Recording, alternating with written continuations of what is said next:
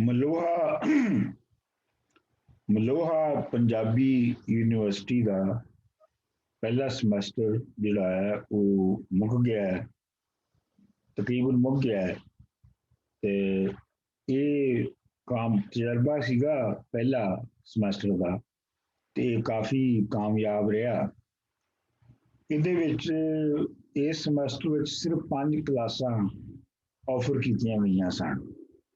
ਉਹਨਾਂ ਵਿੱਚੋਂ ਇੱਕ ਕਲਾਸ ਜਿਹੜੀ ਹੈ ਉਹ ਮੁਹੰਮਦ ਹਨੀਫ ਜਿਹੜੇ ਨਾਵਲਿਸਟ ਨੇ ਉਹਨਾਂ ਨੇ ਪੜ੍ਹਾਈ ਕ੍ਰੀਏਟਿਵ ਰਾਈਟਿੰਗ ਦੇ ਉੱਤੇ। ਦੂਜੀ ਕਲਾਸ ਜਿਹੜੀ ਹੈ ਉਹ ਪੋਲੀਟੀਕਲ ਇਕੋਨਮੀ ਤੇ ਪ੍ਰੋਫੈਸਰ ਬਾਕਰ ਉਹਨਾਂ ਨੇ ਪੜ੍ਹਾਈ। ਤੇ 3 ਕਲਾਸਾਂ ਜਿਹੜੀਆਂ ਉਹ ਮੈਂ ਪੜ੍ਹਾਈਆਂ।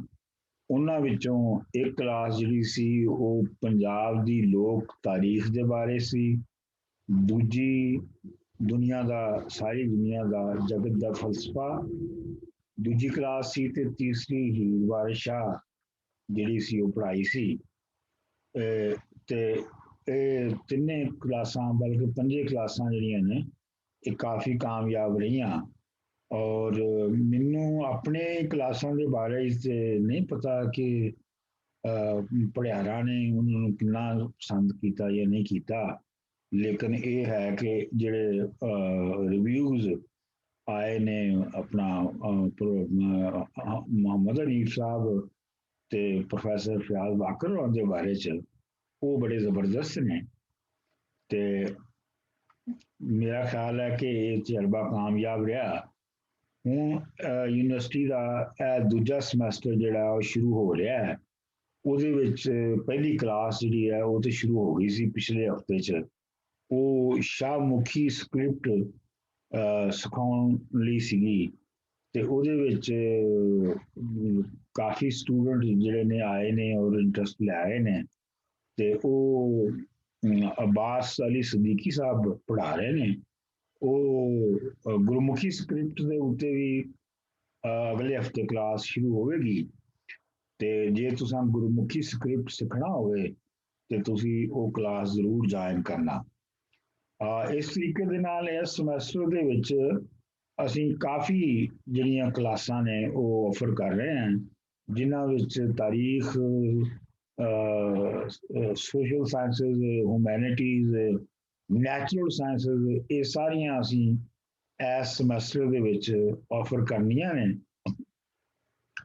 ਤੇ ਇਹ ਦੇਖਣਾ ਹੈ ਕਿ ਜਿਹਦੇ ਵਿੱਚ ਘੱਟੋ ਘੱਟ 5 ਸਟੂਡੈਂਟ ਜਿਹੜੇ ਨੇ ਉਹ ਦਿਲਚਸਪੀ ਲੈਣ, ਦਾਖਲ ਹੋ ਜਾਣ, ਤੇ ਉਸ ਕਲਾਸ ਨੂੰ ਸਕੈਜੂਲ ਕਰ ਦਿਆਂਗੇ। ਲੇਕਿਨ ਆਫਰ ਅਸੀਂ ਕਰ ਦਿਆਂਗੇ ਕਿ ਇਹ ਕਲਾਸਾਂ ਮੌਜੂਦ ਨੇ ਅਗਰ ਤੁਸੀਂ ਪੜ੍ਹਨੀਆਂ ਹੋਣ ਤੇ।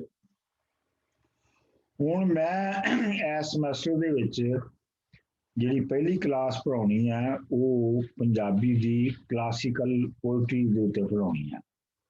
ਇਹਦੇ ਵਿੱਚ ਮੈਂ ਇੱਕ ਕੋਸ਼ਿਸ਼ ਕਰਨੀ ਹੈ ਕਿ ਬਾਬਾ ਫਰੀਦ ਜਿਹੜੇ ਪਹਿਲੇ ਸ਼ਾਇਰ ਸਨ ਕਲਾਸੀਕਲ ਪੋਇਟਸ ਦੇ ਵਿੱਚੋਂ, ਤੇ ਉਹਨਾਂ ਤੋਂ ਲੈ ਕੇ ਤੇ ਖਾਜਾ ਫਰੀਦ ਜਿਹੜੇ ਤਕਰੀਬਨ ਆਖਰੀ ਕਲਾਸੀਕਲ ਪੋਇਟ ਸਨ ਪੰਜਾਬੀ ਦੇ, ਉਹਨਾਂ ਤੱਕ ਸਾਰੇ ਜਿਹੜੇ ਸ਼ਾਇਰ ਨੇ ਉਹਨਾਂ ਨੂੰ ਉਹਨਾਂ ਦੀ ਟੈਕਸਟ ਔਰ ਉਹਦਾ ਮਤਲਬ ਜਿਹੜਾ ਉਹ ਪੜ੍ਹਾਇਆ ਜਾਵੇਗਾ।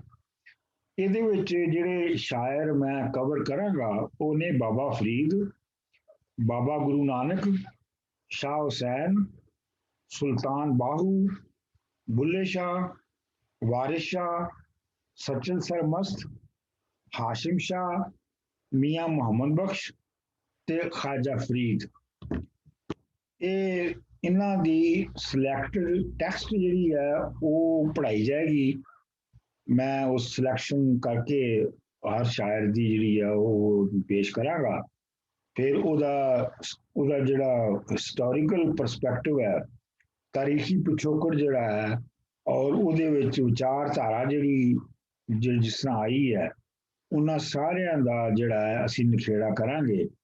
ਔਰ ਕੋਸ਼ਿਸ਼ ਇਹ ਹੋਵੇਗੀ ਕਿ ਇਹ 12 ਕਲਾਸਾਂ ਦੇ ਵਿੱਚ ਇੱਕ ਸਮੈਸਟਰ ਦੇ ਵਿੱਚ ਇਹ ਮੁੱਕ ਜਾਵੇ, ਜਿਹੜਾ ਪੂਰਾ ਹੋ ਜਾਵੇ। ਤੇ ਜੇ ਇਸ ਤਰ੍ਹਾਂ ਨਾ ਹੋ ਸਕਿਆ ਤੇ ਹੋ ਸਕਦਾ ਹੈ ਕਿ ਫਿਰ ਇਹ ਅੱਧਾ ਇਸ ਵਾਰੀ ਪੜ੍ਹਾਇਆ ਜਾਵੇ ਤੇ ਅੱਧਾ ਅਗਲੇ ਸਮੈਸਟਰ 'ਚ ਪੜ੍ਹਾਇਆ ਜਾਵੇ। ਇਹ ਹੁਣ ਮੈਂ ਦੇਖਾਂਗਾ ਕਿ ਜਿਹੜੇ ਸਟੂਡੈਂਟ ਆਉਂਦੇ ਨੇ ਇਸ ਕਲਾਸ 'ਚ ਉਹਨਾਂ ਦੀ ਆਪਣੀ ਸਪੀਡ ਕੀ ਹੈ ਔਰ ਉਹ ਆਲਰੇਡੀ ਕਿੰਨਾ ਜਾਣਦੇ ਨੇ ਜਾਂ ਕਿੰਨਾ ਨਹੀਂ ਜਾਣਦੇ, ਤੇ ਇਸ ਤਰੀਕੇ ਦੇ ਨਾਲ ਇਹ ਹੋਏਗੀ। ਦੂਜੀ ਕਲਾਸ ਜਿਹੜੀ ਹੈ ਉਹ ਮੈਂ ਆਰਟੀਫਿਸ਼ੀਅਲ ਇੰਟੈਲੀਜੈਂਸ ਤੇ ਪੜ੍ਹਾਉਣੀ ਹੈ, ਉਹਦੇ ਬਾਰੇ 'ਚ ਮੈਂ ਬਾਅਦ ਦੇ ਵਿੱਚ ਤੁਹਾਨੂੰ ਦੱਸਾਂਗਾ।